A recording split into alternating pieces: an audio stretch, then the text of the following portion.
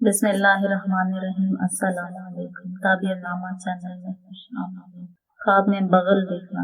حضرت ابن سیرین رحمۃ اللہ علیہ فرماتے ہیں، خواب میں بغل کا دیکھنا ملامت اور بدی ہے، اور جو اس کو پہنچے گی، اور بغل کے بالوں کو خواب میں دیکھنا مراد کے پانے اور دشمن پر غلبہ حاصل کرنا ہے۔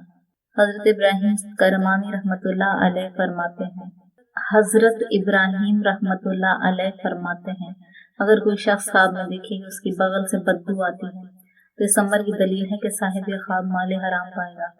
حضرت جابر مغربی رحمۃ اللہ علیہ فرماتے ہیں، اگر کوئی شخص خواب میں دیکھے کہ اس کی بغل سے نہایت خوشبو آتی ہے تو دلیل ہے کہ مال حرام پائے گا، اور اگر دیکھے کہ بغل کے نیچے ہاتھوں کو رکھتا ہے تو دلیل ہے کہ دشمن کو مغلوب کرے گا اور مال حاصل کرے گا، جیسا کہ قرآن مجید میں فرمایا گیا ہے، اپنا ہاتھ پہلو کے ساتھ ملا سفید نکلے گا۔